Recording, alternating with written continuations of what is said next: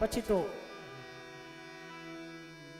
ખબર પડી આત્માદેવને આવીને શ્રાદ્ધ વિધિ કરે છે. ગયા જાય છે, ગયા જઈને ભાઈ પાસે શ્રાદ્ધ કરે છે, ભાઈનું શ્રાદ્ધ કરે છે, ઘરે આવે છે, પોતાના ઘરની અંદર સુતા હોય ગોકર્ણ મહારાજ ત્યાં અલગ અલગ જુદા અવાજથી બોલવા માંડ્યો છે. ભાઈ પ્રગટ થયો છે, ધુંધુકારી બોલ્યો છે, હું તારો ભાઈ છું, મારો ઉદ્ધાર કરે, હું પ્રેત ગતિમાં પડ્યો છે.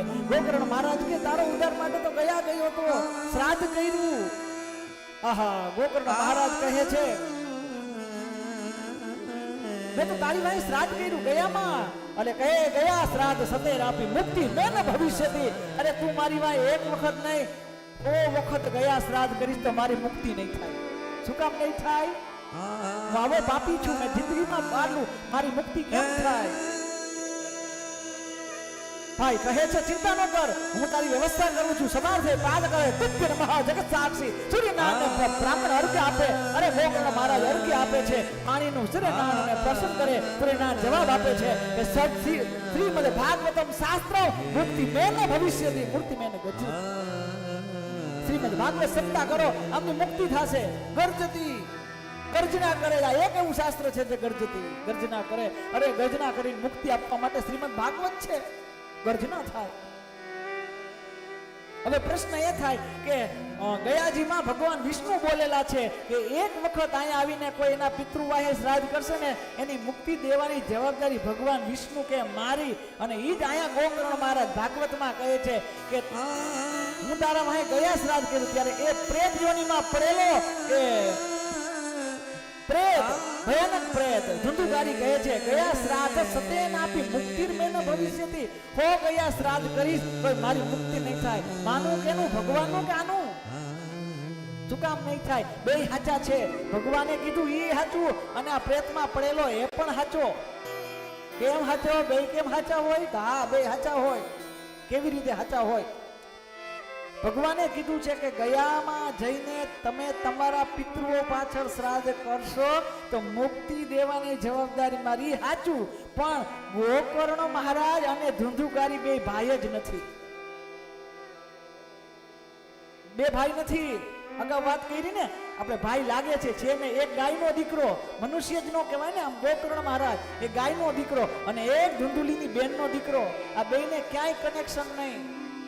એટલે નો પૈગું શ્રાદ્ધ. નકર ગયામાં થાય મુક્તિ થાય જ, એટલે મુક્તિ એની નો થઈ સાહેબ. ધુંધુકારી માટે એવું કહેવાય છે. ધુંધુકારી કેવો હતો? જીવતો ધુંધુકારી હતો. શું કામ આટલો પ્રેત બન્યો? સવ હસ્તે ન ભોજનમ. ધુંધુકારી મરદાન આપનું ખાતો તો. મરદું કોઈ દી રસોઈ ન બનાવે અને રસોઈ મરદું બનાવે તો આપણે ખાય નહીં. કોક ભૂઈ ગયા હોય છેલ્લી અવસ્થામાં, વયો ગયો પ્રાણ પખેડું અને ઈ આવીને એમ કે ચાઇનીઝ બનાવીને ખવડાવ, ખાય આપણે?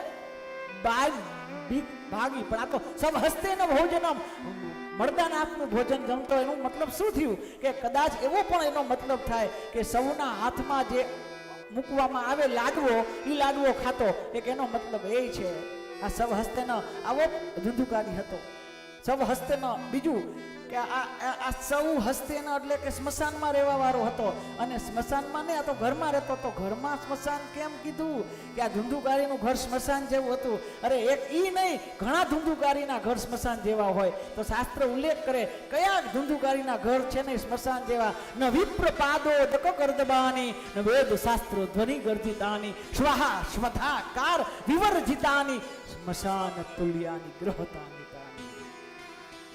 એ ઘર સ્મશાન છે. ન વિપ્રપાદો દક કરદમાની, ન વિપ્રપાદો દક કરદમાની. જ્યાં બ્રાહ્મણોના સાધુ સંતના પગલા નથી પડતા ને ઈ ઘર સ્મશાન છે. સ્વાહા સ્વધાકાર વિવર્જિતાની. જે કોઈ સ્વાહાકાર, જે કોઈના ઘરે યજ્ઞ નથી કરતા, પિતૃ કાર્ય કોઈ નો કર્યું હોય જીવનમાં, સ્વધા સ્વાહાકાર વિવર્જિતાની. અને ઈ ઘર સ્મશાન તુલ્યાની ગ્રહતાની. અને એ ઘરમાં જે રહે એ બધાય મરદા, અને મરદા હંમેશા સ્મશાનમાં જ રહે. એટલે સ્વસ્તે ભોજન. કેટલું છે આ ભાગવતમાં તો. આ તો હજી મહાત્મ્યની કથા છે. આવા 18,000 શ્લોક છે. હજી તો મહાત્મ્યની 6 ની કથા નથી પૂરી થઈ. સમય થઈ ગયો છે. આહા, ગોકર્ણ મહારાજ સમજી જાય છે ભાગવત ઉદ્ધાર કરશે. અને જો ગોકર્ણ મહારાજે ભાગવત 2 વાર કરી છે. 1 વાર નહીં, 2 વાર. પહેલી જ વારમાં ધુંધુકારીનો ઉદ્ધાર થઈ ગયો. આમ કહે છે કે ગોકર્ણ મહારાજે ભાગવતની શરૂઆત કરી. પેલો પ્રેત છે, પ્રેત શું કરે? પિતૃ સપનામાં આવે ને, પિતૃ કઈ કરી શકે? પ્રેતને ક્યાંય નહીં, હવામાં બિચારો ફરતો હોય એને પ્રેત ક્યાંય બેહી ન હગે. એ જે લોકો હરખા બેહી નથી હકતા ક્યાંય સ્થિર, એ બધાય પ્રેત.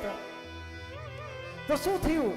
કારણ કે જ્યાં કથા કરી ને એ તો વાસનું જંગલ હતું ને, વાસના જંગલમાં કથા કરી એટલે ઓલો લીલો વાસ હતો ને એની ગાંઠુમાં આ પ્રેત બેઠો.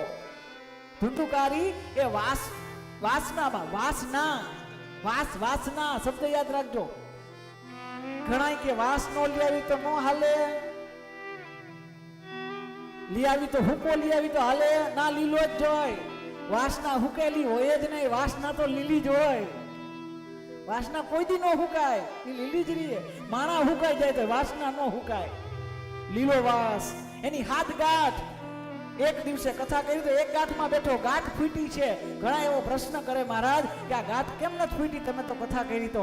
ઈ આ ગાંઠ નહીં, તમે ને હું આ જીવનમાં હાથ ગાંઠું લઈને બેઠા છીએ ને, ઈ ગાંઠું ધીમે ધીમે હાથ કથામાં દિવસ બેહી તો રોજ એક એક ગાંઠ છૂટી જાય. કોક દી લોભની ગાંઠ છૂટે, કોક દી મોહની છૂટે, કોક દી માયાની છૂટે. આમ હાથ ગાંઠ છૂટે અને પછી આ પ્રેતનો ઉદ્ધાર થાય. અને પ્રેતનો ઉદ્ધાર થાય તો શું થાય? પરમ પાવન પુનિત પ્રેત બની જાય. પેલા દૂધ હતો હવે દૂધ બની ગયો, ગતાર્થ કૃતાર્થ બન્યો.